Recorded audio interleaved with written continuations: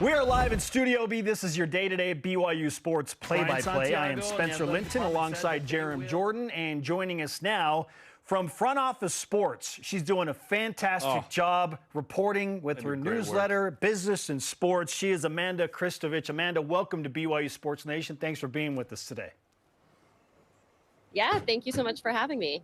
You have taken on the huge task of summarizing what this House settlement means for college sports. 76 pages of the approval document. How long did it take you to adequately go through all 76 pages?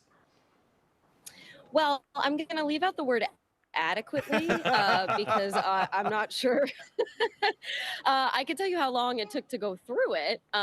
It took about, let's see, maybe an hour and a half, but that's only because with these documents, like the trick, if anyone watching is in law school, is the first like 20 pages are all just kind of a summary of what the case actually is. So if you kind of know what it's about, you can skip all that.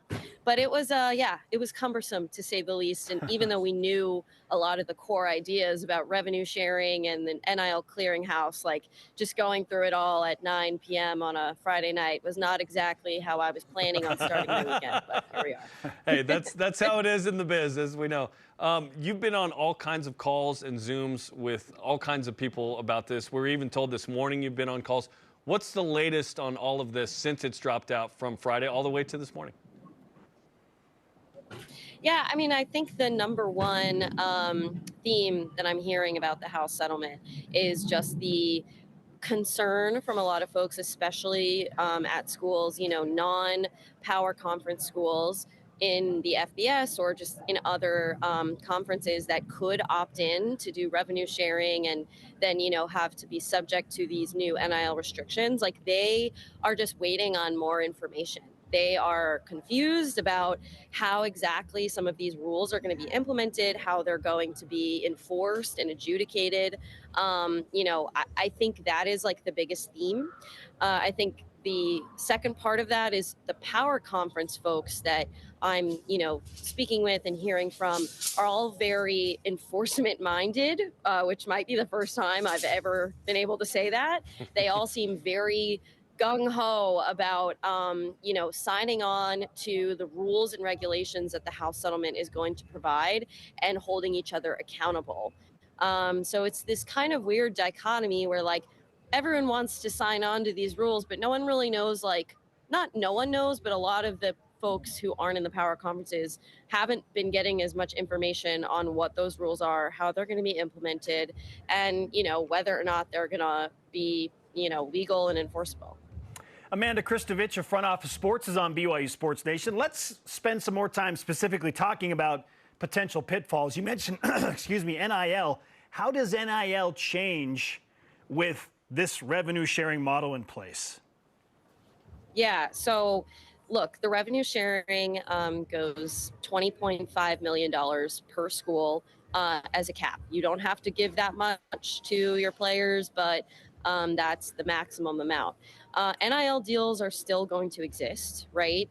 NIL deals are still considered outside of the athletic department. But the question is, are these deals going to be, quote, pay for play, or are they going to be like fair market, what some people call true NIL deals? And there are now going to be restrictions on whether or not a deal from a booster or a collective or even a company that's like highly affiliated with a school, there's going to be scrutiny about whether those deals are fair market value or they're disguised as pay for play. And there's this whole software that Deloitte set up that you have to like start putting your deals into this software, and all the athletes, you know, their deals are going to be scrutinized. And so everyone is trying to figure out whether or not they're going to be able to continue offering as much NIL money outside of revenue sharing to their players that they were before.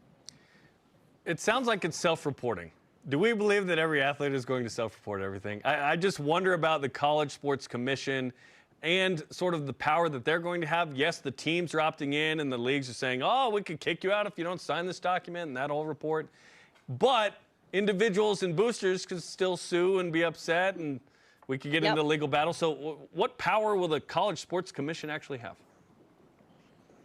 I mean, it's tough, right? Because like I said, all the power conference administrators are talking about how enforcement minded they're going to be and how they're all going to support the College Sports Commission, which is the entity that will be sort of adjudicating and enforcing these rules. And they even spoke today, this morning, about specifically about how the schools are going to be on the hook if their athletes don't report. Talk about self-reporting, right? So clearly that will like add a layer of pressure for the athletes, because now the schools are going to be sort of bearing down on them because they could get in trouble. But, you know, again, like, we don't know what the punishments are even going to be. I asked that yesterday of the power conference commissioners, like, they basically were like, we haven't decided yet what the punishments are going to be. That's going to be up to the new head of the College Sports Commission, Brian Seeley. So there's still like a lot of unanswered questions. I imagine there will be deals that slip through the cracks, 100%. But I am curious to see how much pressure schools put on their athletes now that they're going to potentially get in trouble if their athletes don't report. Amanda, generally speaking, how is this being received? Is it more positive, or is there more concern and more pessimism about this from your standpoint? I think it depends who you talk to. There's definitely a sense of relief, I would say, from the majority of folks that I'm speaking with, you know, across the board in Division I, just because even with the uncertainties, nobody really knows, or no one really knows like what the legal, you know, the next sort of set of lawsuits are going to be. But even with those uncertainties, folks are still pretty relieved that like this change that they have been planning for months actually has come to pass. So I would say, you know, there's some anxiety. There's definitely some frustration, like I said, from non-power conference folks who feel like they're a little bit out of the loop here and want to opt in and want to participate. But ultimately, there wasn't as much panic and chaos as maybe I thought there would be, if that makes sense. Amanda, give us a sense of what this is relative to the issues that collegiate sports have. Is it a Band-Aid? Is it an ace bandage? Is it a cast? Is it full-on surgery? What is this in the big picture? I would call it an ace bandage. Let's call it an ace bandage, okay, because it definitely, if it works as intended, provides you know, new rules about NIL that we've never had. It allows athletes to be paid by their schools for the first time, which I feel like the majority of the industry has acknowledged is something that has needed to happen. But regardless of whether or not the House settlement rules are successful in their implementation, there are still issues that the settlement doesn't address at all. It doesn't address the transfer portal. It doesn't address eligibility that's being challenged in court. It doesn't address the biggest question in the room, which is whether or not college athletes should be considered employees, and whether they are employees under the law, and whether they should collectively bargain. And even some athletic directors are starting to come out and say collective bargaining is how, you know, we keep these restrictions legal in the pros. So that's something we need to do right now. Wow. I mean, there are so many layers to this. If you couldn't tell, Amanda Christovich of Front Office Sports is on BYU Sports Nation. I know that there's understandable concern, especially from the group of 6 schools compared to the Power 4 schools, that an already existing financial chasm will now get wider because of this. How do you see that playing out because of this ruling? I think the conversations about the haves and the have-nots has always been a bit of a straw man. When the NIL industry first started, there was a lot of talk about that. Like, I remember Nick Saban talking about the haves and the have-nots, and I always used to laugh, like, yeah, because Alabama hasn't had more resources than everyone else for the past however many decades.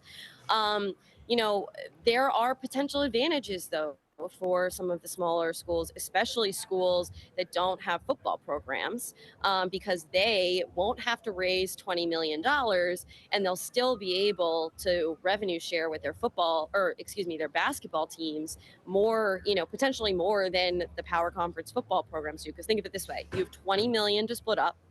You got to give 75% of that to your football program if you want to be competitive.